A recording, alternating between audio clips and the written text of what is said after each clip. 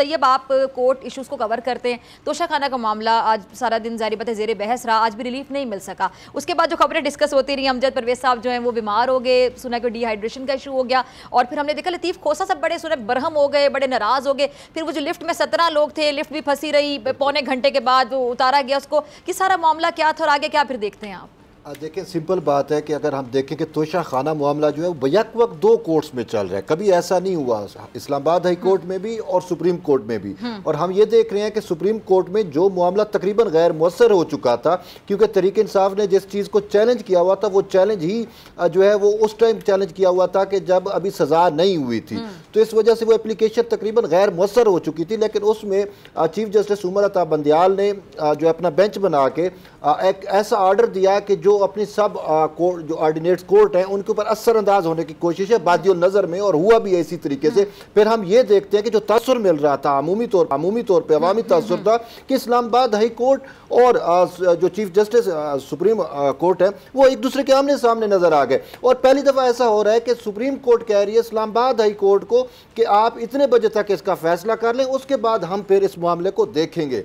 लेकिन अब बात यह है कि ये शफाफ ट्रायल का जो होता है या इंसाफ में की फरहमी है उसमें एक किस्म की रुकावट समझी जा रही थी। इस सवाल से जो पाकिस्तान बार कौंसिल है उसका एक वाज़े मौक़िफ़ भी आया कि ऐसा कभी अदालतों में नहीं होता। अच्छा, तो इसी वजह से फिर जो रिलीफ देने की कोशिश की जा रही थी वो अब मंडे तक मामला चले गए। इस्लामाबाद हाई कोर्ट में जैसे आपने कहा कि वो डिहाइड्रेशन की वजह से वकील की अदम दस्तियाबी की वजह से इलेक्शन कमीशन के वकील की अदम वो मामला मंडे तक, सुप्रीम कोर्ट में भी मामला मंडे तक। भी बड़ा एक मामला बना रहा, हालांकि लिफ्ट रुक गई कि ये ओवरवेट की वजह से 17 लोग एक लिफ्ट में।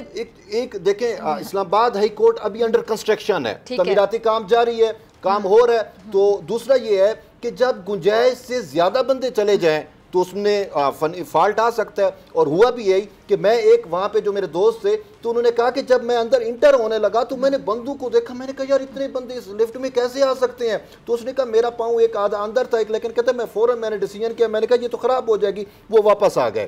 तो इसी वजह से जब कैपेसिटी से ज़्यादा बंदे हों और एक चीज़ भी अंडर कंस्ट्रक्शन चल रही है, अभी वो मुकम्मल तौर पर फ़ाल नहीं हुई, तो उसमें ये फ़नी खराबी आ जाना या रुक जाना जो है ये एक आम मामूल सी बात है। इसमें ये ना कहें जी कोई साजिश है, ये मुझे इसमें साजिश नहीं लगती, ये नेचुरली चीजें हो जाती हैं जब ऐसे मामला। ठीक है, आप भी आखिर में कुछ शेयर पढ़ना चाहें तो या क्लोजिंग की तरफ चली जाऊं?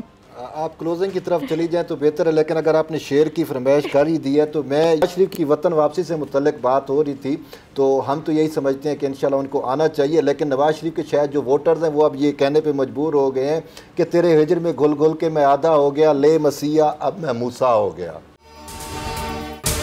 अगर आपको ये वीडियो पसंद आई तो सब्सक्राइब करें और बेल आइकन पर क्लिक करें। सब्सक्राइब करें और बेल दबाएं ताकि कोई खबर रह न जाए।